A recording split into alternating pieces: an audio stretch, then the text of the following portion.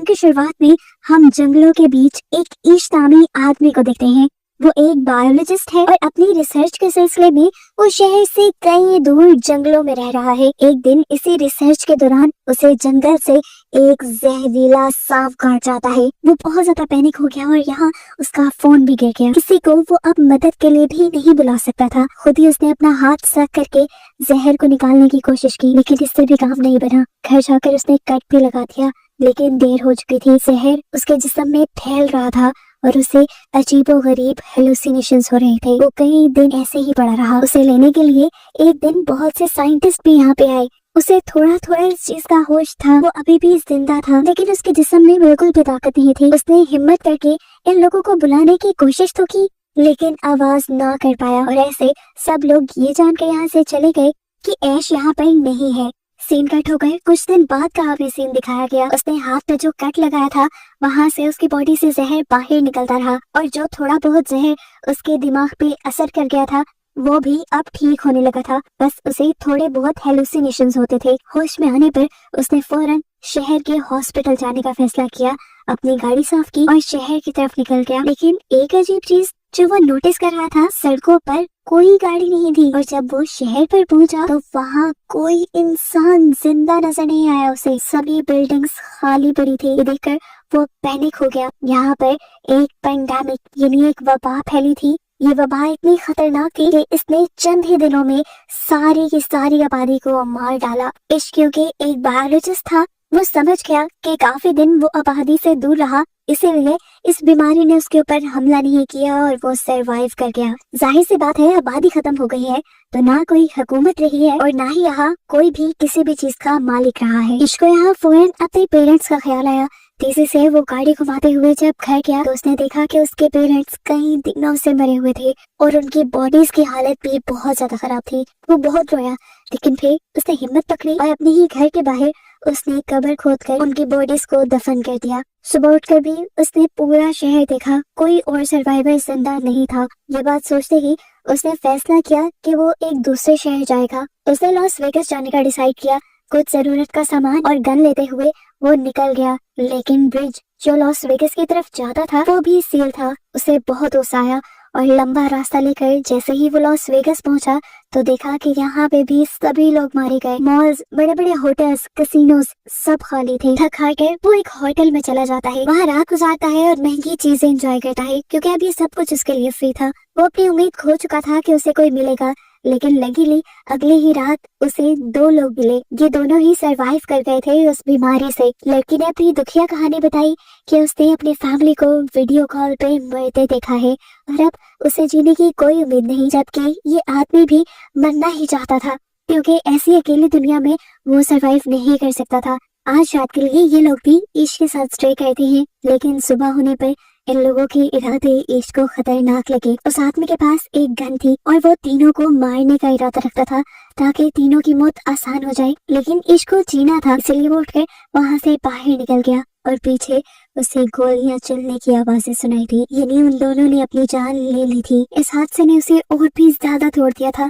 उसे शिद्दत से एहसास हो रहा था कि अब वो पूरी दुनिया में अकेला ही रह गया है। तेज गाड़ी चलाते हुए वो अपने घर वापस लौट आया। रास्ते में उसकी गाड़ी के सामने एक डॉग भी आ गया था। वो डॉग भी बिल्कुल ईश की तरह अकेला था। ईश ने इसे अपना साथी बना लिया और उसे जीने की एक नई उम्मीद मिली। इसने एक नई सिरे से अपनी लाइफ गुजारना शुरू की। सर्वाइवल की किताबें पढ़ना शुरू। खाने पीने की तो यहाँ कोई कमी नहीं थी, कमाने की अब जरूरत भी नहीं थी। रोज काम करने के वक्त वो पूरे टाउन में घूमता था इस उम्मीद से कि शायद उन्हें कोई सर्वाइवर मिल जाए, लेकिन हर रोज वो ना उम्मीद लौटता था। एक दिन वो जब चाय पीते हुए अपने डॉग के साथ विंडो के पास खड़ा था तो तभी उसका डॉग अचानक से भौंकने लगा, क्योंकि उसे किसी इंसान के होने का पता चला था। दूर एक घर में से धुआं निकल रहा था। साफ मतलब था कि वहाँ पे कोई इंसान हो सकता है। फौरन उसने गाड़ी निकाली और उस घर की तरफ बढ़ गया जहाँ से धुआं दिखाई दे रहा था। किस्मत से वहाँ पे एक लड़की थी जो उसे देखकर तो डर गई। इसने उसे यकीन दिलाया कि वो उसे नुकसान पहुँचाने नहीं आया, वो खुद भी एक अकेला इंसान है और किसी दूसरे सर्वाइवर की तलाश कर रहा है। ये बात सुनकर उस लड़की ने उसे अपने घर आने की इजाजत दे दी। इस लड़की का नाम था एमा। इन दोनों की बातों से हमें पता चलता है कि उस पेंडेमिक को लगभग 1 साल गुजर चुका है। एमा और ईश दोनों ने ही इस पूरे 1 साल में उन दोनों के अलावा किसी दूसरे सर्वाइवर को नहीं देखा। ये दोनों खुश थे कि उन्हें एक दूसरे का साथ मिल गया, नहीं तो अकेले जिंदगी गुजारना बहुत ज्यादा मुश्किल हो रही थी। ये लोग डिप्रेशन में जा रहे थे क्योंकि इंसान सोसाइटी में रहने का आदी है। अकेले रहकर उनकी दिमागी हालत काफी हद तक खराब हो चुकी थी। इन दोनों ने फैसला किया कि ये दोनों एक साथ ईश के घर पे रहेंगे, क्योंकि ईश के घर के बहुत पास जनरल स्टोर भी था जहाँ पर खाने की सप्लाईज थी, और ईश ने वैसे भी अपने घर पे बहुत सारी चीजें स्टोर भी की हुई थी जिनसे इनका जीना आसान हो सकता था। एमा भी ईश के घर आ जाती है। यहाँ पर जब ये दोनों एक साथ रहना शुरू करते हैं तो इनकी जिंदगी पहले से काफी बेहतर हो चुकी थी। एमा ईश का काफी सारे कामों में साथ देती है, वो ईश का हुलिया ठीक करती है, और साथ ही साथ ये लोग ईश के घर की रेनोवेशन भी स्टार्ट कर देते हैं, क्योंकि ईश ने इस पूरे एक साल में अपने घर पर ध्यान नहीं दिया था। एक साथ काम करने के लिए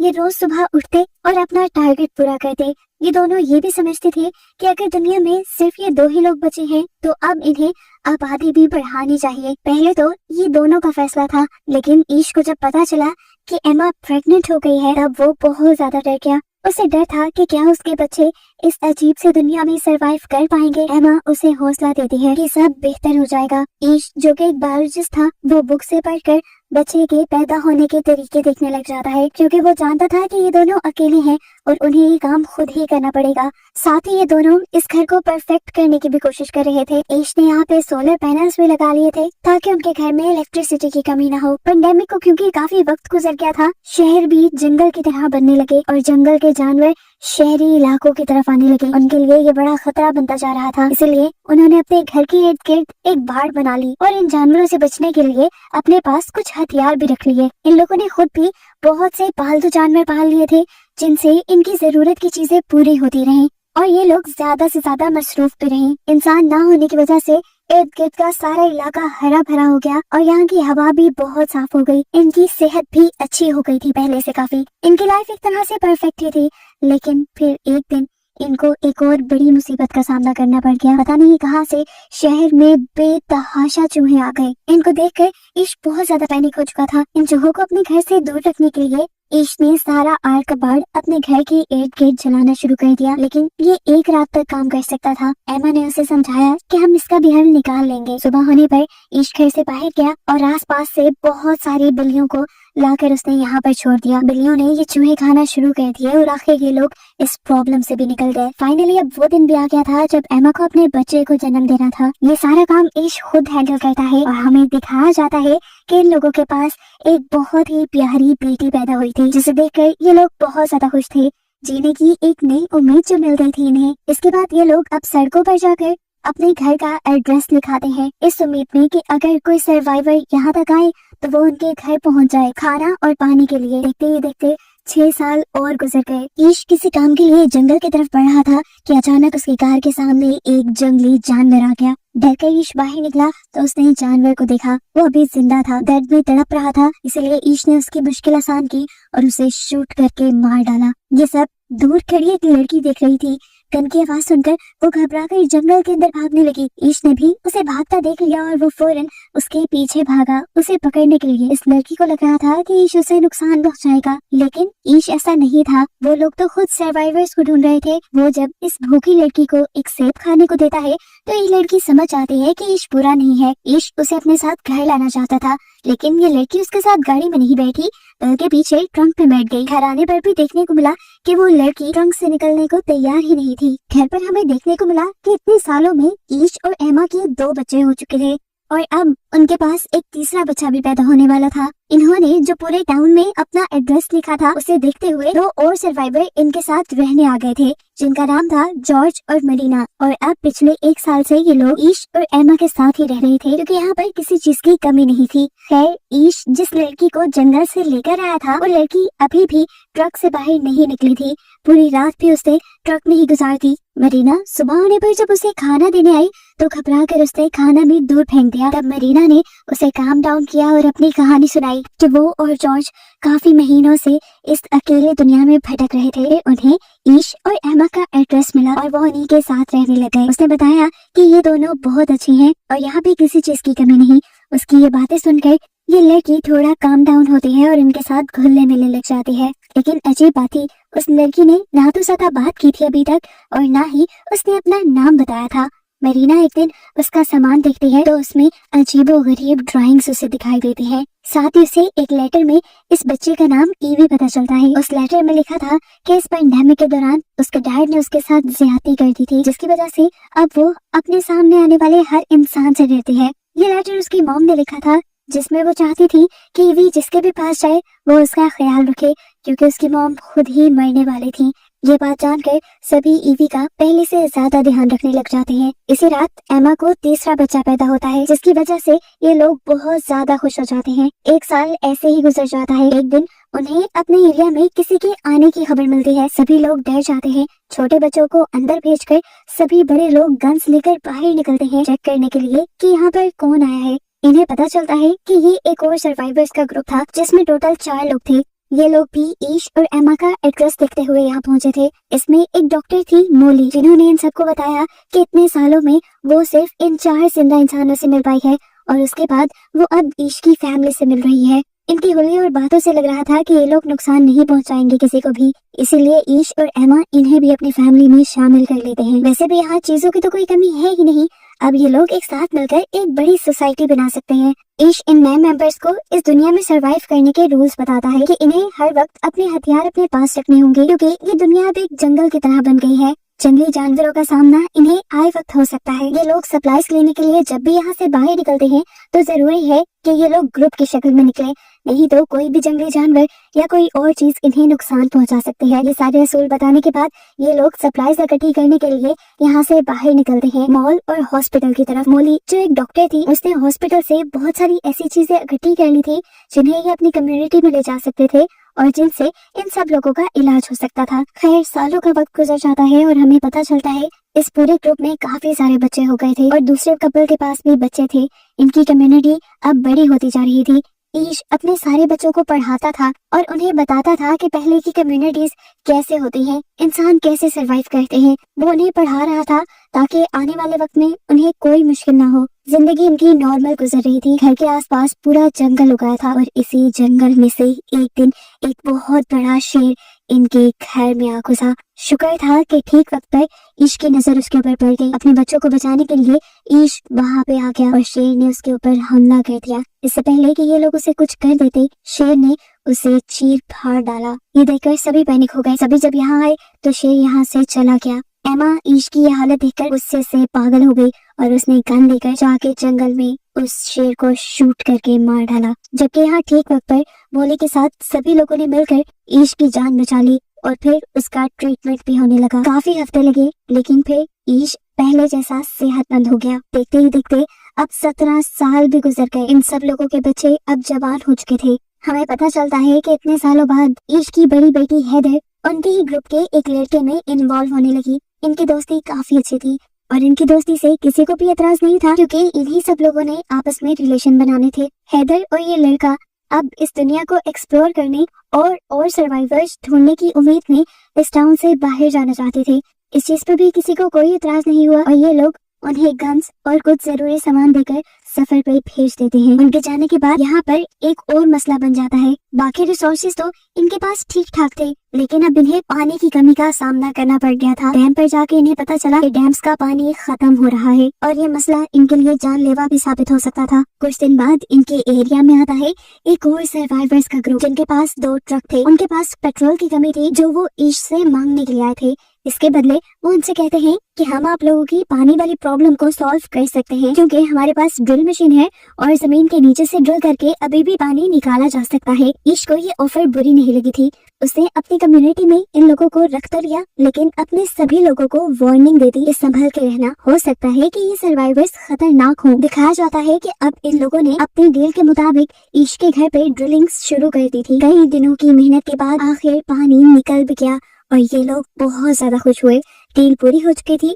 ईश के लोगों ने भी इन्हें ऑयल दे दिया और आज रात इन्होंने सेलिब्रेट किया। सुबह होते ही इन लोगों को यहाँ से निकल जाना था। ईश ने नोटिस किया कि इस ग्रुप का लीडर चार्ली बड़े ही मशकूक अंदाज में रात के बाद उनके कमरे से निकल रहा था और बाहर उसका एक बंदा पहरा दे रहा था। उसे जब जाके देखा तो पता चला उसने ईवी को टॉर्चर किया था। ईश ने जल्दी से ये बात अपनी पूरी कम्युनिटी को बताई। ये बात सच में खतरनाक थी। ईवे ने बताया कि वो कह रहा था कि अब वो यहाँ से कहीं नहीं जाएगा क्योंकि यहाँ पर सप्लाईज काफी ज्यादा है और उसके पास बहुत सारी गन्स भी हैं। ये जानकर सभी लोग घबरा जाते हैं और ईश को लगता है कि अब उन्हें चार्ली को मारना चाहिए। अगर उन्होंने चार्ली को न मारा तो वो उनकी इस पूरी कम्युनिटी को मार देंगे जो इतने सालों बाद बनी है। चार्ली को मारने के हक में तो सारे थे, लेकिन कुछ का ख्याल था कि अभी इस दुनिया में बहुत कम लोग बचे हैं। अगर उन्होंने चार्ली को मार दिया तो ये आबादी में बहुत बड़ी कमी नजर आएगी। तब ईश उनसे कहता है कि अगर हमने चार्ली को ना मारा तो हम लोग भी मारे जाएंगे। अब ये लोग एक प्लान बनाते हैं और बाहर निकलकर चारों तरफ से चार्ली को घेर लेते हैं। इससे पहले कि चार्ली कुछ कहता, ईश ने एक कुल्हाड़ी से उसकी जान ले ली और उसके बाद उसे दफन कर दिया। ये सब करने के बाद उसे बहुत ज्यादा बुरा लग रहा था। उसने पहली मर्तबा किसी को मारा था, वो भी अपने सर्वाइवल के लिए। वो जानता था कि ये गलत काम नहीं, उसने अपनी कम्युनिटी को बचाने के लिए सब किया, लेकिन फिर भी वो दुखी था। सुबह होने पर ये लोग चार्ली के ग्रुप को बताते हैं कि इन्होंने इनके ग्रुप लीडर चार्ली को मार दिया है क्योंकि उसने इनकी कम्युनिटी की एक लड़की को टॉर्चर किया था। चार्ली की मौत का सुनकर चार्ली के पूरे ग्रुप को ज्यादा बुरा नहीं लगा और कुछ ने तो ये भी बताया कि चार्ली अपने लीडर होने का फायदा उठाता था। उसने अपने ग्रुप की लड़कियों को भी टॉर्चर किया था, इसीलिए सारे लोग उसके मरने से खुश ही थे सिवाय उसके एक दोस्त के जो इनके ऊपर खूब चिल्लाता है। ईश अब चार्ली के पूरे ग्रुप से कहता है, हमारे पास किसी चीज की कमी नहीं, आप सब लोग यहाँ सुकून से रह सकते हैं,